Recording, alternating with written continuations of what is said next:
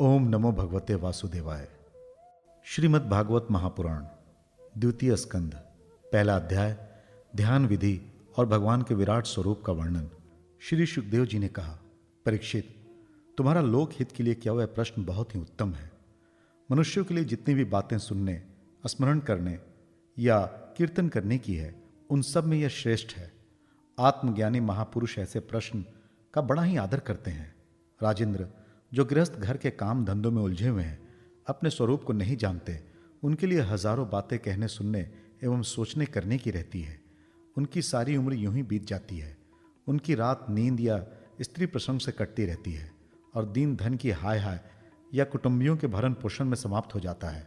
संसार में जिन्हें अपना अत्यंत घनिष्ठ संबंधी कहा जाता है, वे शरीर, पुत्र, स्त्री आदि कुछ नहीं है, असत्य है।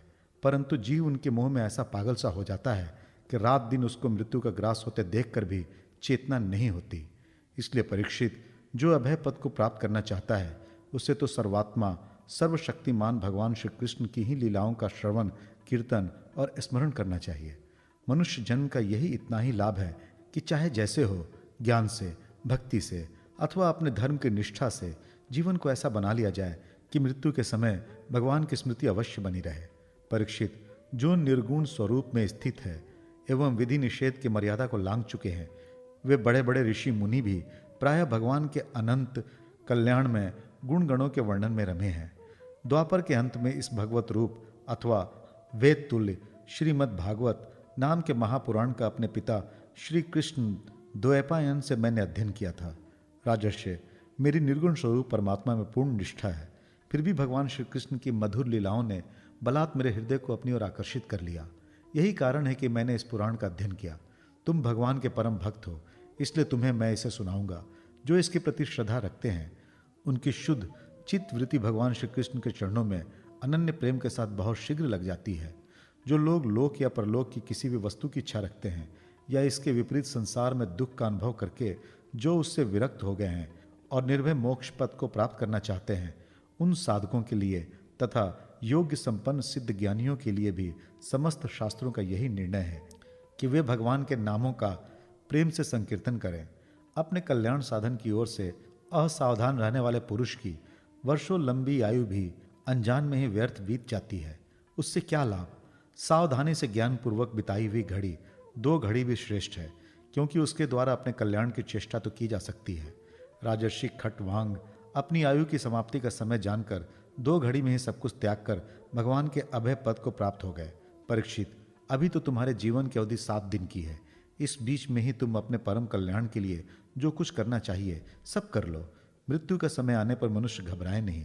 उसे चाहिए कि वो वैराग के शस्त्र से शरीर और उसके संबंध रखने वालों के प्रति ममता को काट डाले। धैर्य के साथ घर से निकलकर पवित्र तीर्थ के जल में स्नान करे और पवित्र तथा एकांत स्थान में विधि पूर्वक आसन लगाकर बैठ जाए।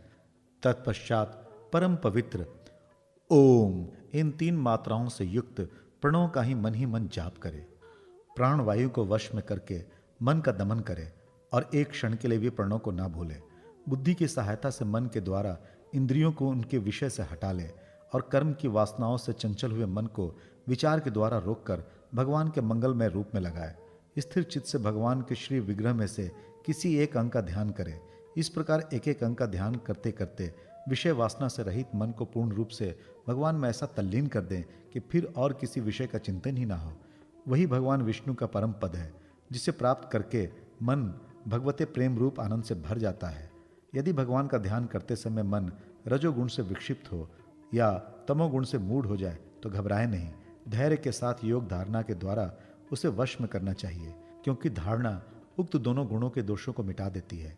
धारणा स्थिर हो जाने पर ध्यान में जब योगी अपने परम मंगल में आश्रय भगवान को देखता है, तब उसे तुरंत ही भक्ति योग की प्राप्ति हो जाती है। परीक्षित ने पूछा, ब्रह्मन, धारणा किस साधन से, किस वस्तु में, किस प्रकार की जाती है और उसका क्या स्वरूप माना गया है जो शीघ्र ही मनुष्य के मन का मैल मिटा देती है? श्री सुखदेव जी ने कहा, परीक्षित, आसन, श्वास, आसक्ति और इंद्रियों पर विजय प्राप्त करके फिर बुद्धि के द्वारा मन को भगवान के स्थूल रूप में लगाना चाहिए। ये कार्य रूप संपूर्ण विश्व जो कुछ कभी था, है या होगा, सब का सब जिसमें दिख पड़ता है, वही भगवान का स्थूल से स्थूल और विराट शरीर है। जल, अग्नि, वायु, आकाश, अहंकार, महत्त्व और प्रकृति, इन 7 अवधारणाओं से घिरे हुए इस ब्रह्मांड शरीर में जो विराट पुरुष भगवान है, वही धारणा के आश्रय है, उन्हीं की धारणा की जाती है। तत्वज्ञ पुरुष उनका इस प्रकार वर्णन करते हैं। पाताल विराट पुरुष के तलवे हैं, उनकी एड़ियां और पंजे रसातल हैं, दोनों गुल्फ एड़ी के ऊपर की गांठें महातल है, उनके पैर के पिंडे तलातल हैं। विश्व मूर्ति भगवान के दोनों घुटने सुतल हैं, जांघें वितल और अतल हैं, पेड़ू भूतल है। और परीक्षित, उनके नाभि रूप सरोवर को ही आकाश कहते हैं।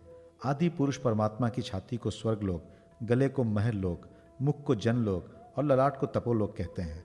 उन सहस्त्र सिर वाले भगवान का मस्तक समूह ही सत्यलोक है।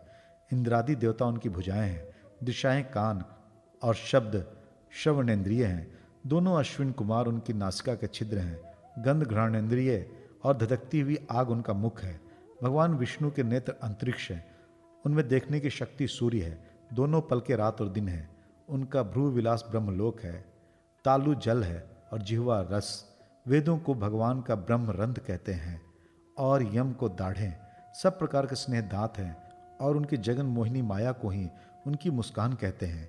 ये अनंत सृष्टि उसी माया का कटाक्ष विक्षेप है। लज्जा ऊपर का होठ और लोभ नीचे का होठ है। धर्म स्तन और अधर्म पीठ है। प्रजापति उनके मूत्रेंद्रिय हैं। मित्रा वरुण अंडकोश हैं। समुद्र कोक है और बड़े बड़े पर्वत उनकी हड्डियां हैं। राजन, विश्व मूर्ति विराट पुरुष की नाड़ियां नदियां हैं। वृक्ष रोम है। परम प्रबल वायु श्वास हैं। काल उनकी चाल है और गुणों का चक्कर चलाते रहना उनका कर्म है। परीक्षित, बादलों को उनके केश मानते हैं। संध्या उन अनंत का वस्त्र है। महात्माओं ने अव्यक्त मूल प्रकृति को ही उनका हृदय बतलाया है और सब विकारों का खजाना उनका मन चंद्रमा कहा गया है। महतत्व को सर्वात्मा भगवान का चित्त कहते हैं और रुद्र उनके अहंकार कहे गए हैं। घोड़े, खच्चर, ऊंट और हाथी उनके नख है। वन में रहने वाले सारे मृग और पशु उनके कटि प्रदेश में स्थित है। तरह तरह के पक्षी उनके अद्भुत रचना कौशल है। स्वयंभू मनु उनकी बुद्धि है और मनु की संतान मनुष्य उनके निवास स्थान है। गंधर्व, विद्याधर, चारण और अप्सराएं उनके षड्ज आदि स्वरों की स्मृति हैं। दैत्य उनके वीर्य हैं। ब्राह्मण मुख, क्षत्रिय भुजाएं, वैश्य जंघाएं और शूद्र उन विराट पुरुष के चरण हैं।